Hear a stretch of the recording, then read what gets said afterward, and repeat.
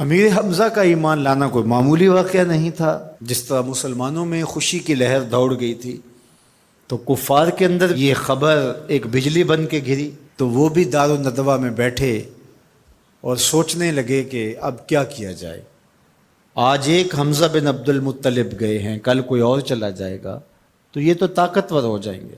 عمر بن خطاب مجلس میں موجود تھے، کہا تم قصہ چھوڑو، یہ کام میرے ذمہ رہا، میں بانی اسلام کی زندگی کا چراغ ہی بجھا دیتا ہوں۔ روز روز کا قصہ ہی تمام ہوتا ہے، تلوار حمائل کی اور ارادہ قتل سے گھر سے نکلتے ہیں، تقدیر ہنس کے کچھ اور ہی بول رہی ہے۔ سودا لینے کے لیے بازار گئے، سودا لینے کے لیے بازار گئے، ہاتھ اس کے بکے جس کے خریدار گئے۔ تلوار حمائل کی ہے، بانی اسلام کی زندگی کا چراغ بجھانے کی آرزو ہے، گھر سے نکلتے 22 سال کی عمر ہے، جوانی ہے، بانکپن ہے، چہرے پہ جلال ہے، خطاب کا جری جواں بیٹا ہے۔ راستے میں ایک صاحب ملے، دیکھا اور کہا کہ کیا تیور ہیں اور ارادے کدھر کے ہیں؟ کہا چراغ اسلام بجھانے جا رہا ہوں۔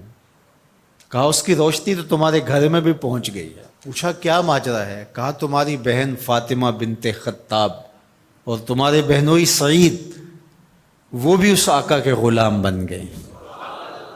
بس غصے میں بہن کے گھر پہنچتے ہیں اور دروازے کو دستک دیتے ہیں۔ اندر قاری قرآن ان کو قرآن سکھا رہا ہے۔ اہل خانہ سمجھے عمر آئے ہیں اور تیور بھی اچھے نہیں ہیں، قاری کو کہیں گوشے میں چھپا دیا اور دروازہ کھولا۔ دروازہ کھولنے کی دیر تھی کہ بہن پہ ٹوٹ پڑے، مار دھاڑ شروع کر دی۔ تم سابی ہو گئی ہو، تم نے آباء و اجداد کا دین چھوڑ دیا ہے، مار مار کے ان کو لہو لہان کر دیتے ہیں۔ تو بہن بولتی ہے عمر سنو، تم خطاب کے بیٹے ہو نا، میں بھی خطاب کی بیٹی ہوں، میں بھی اپنے موقف سے ہٹنے والی نہیں ہوں۔ حیرت زدہ ہو جاتے ہیں کہ اس عورت کے اندر یہ بجلیاں کیسے آ گئیں، تو سوچنے لگے اور کہا اچھا جو تم پڑھ رہے تھے مجھے بھی سناؤ۔ کہا تمہیں پہلے غسل کرنا ہوگا۔ عمر بدن دھو رہے ہیں، میرا رب دل دھو رہا ہے۔ اتنے میں قاری قرآن کے ورق لے کے آ گیا اور تلاوت ہوتی ہے، طٰہٰ ما انزلنا علیک القرآن لتشقیٰ، اے 14ویں کے چاند محبوب، ہم نے قرآن اس لیے نازل تو نہیں کیا تھا کہ آپ مشقت میں ہی پڑ جائیں۔ تلاوت ہوتی جا رہی ہے، عمر کی آنکھوں سے آنسو ٹپکتے چلے جا رہے ہیں۔ کہا عمر کی عمر برباد ہو گئی، چلو مجھے حضور کی چوکھٹ پہ لے چلو۔ اللہ اکبر۔ دار ارقم میں حضور تشریف فرما تھے، تلوار اس طرح حمائل کی ہوئی ہے اور اسی حالت میں حضور کی دہلیز پہ جا رہے ہیں۔ دروازے کے سوراخوں سے دیکھا صحابہ نے، کہا کہ عمر آ رہے ہیں، تلوار ہے ہاتھ میں۔ تو حضرت امیر حمزہ نے کہا گھبرانے کی ضرورت نہیں ہے، اگر ارادہ خیر سے آ رہے ہیں استقبال کریں گے، خوش آمدید کہیں گے، بٹھائیں گے، عزت دیں گے، اور اگر ارادہ اچھا نہیں ہے تو اسی کی تلوار سے اس کا سر کاٹیں گے۔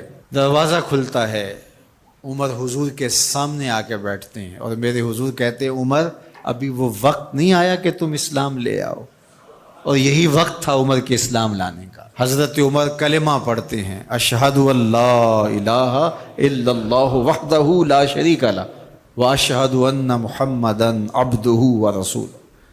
جو ہی عمر کی زبان سے کلمے کی صدا سنتے ہیں صحابہ، اتنے زور سے اللہ اکبر بے ساختگی میں کہتے ہیں مکے کی گلیاں گونج اٹھتی ہیں۔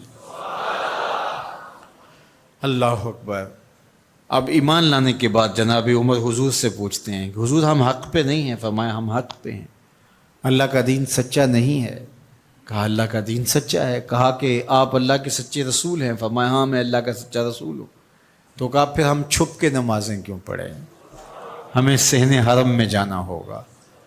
مسلمانوں کی 2 صفیں بنتی ہیں، 20 افراد کی، ایک صف کی قیادت حضرت عمر کرتے ہیں، ایک صف کے آگے حضرت امیر حمزہ چلتے ہیں، درمیان میں میرے حضور ہیں، اور صحن حرم میں پہنچ کے رب کی نماز ادا کی جاتی ہے۔ حضرت عبداللہ ابن مسعود رضی اللہ تعالیٰ عنہ فرماتے ہیں عمر کا اسلام لانا مسلمانوں کے لیے عزت کا سبب بنا، وقار کی علامت بن گیا۔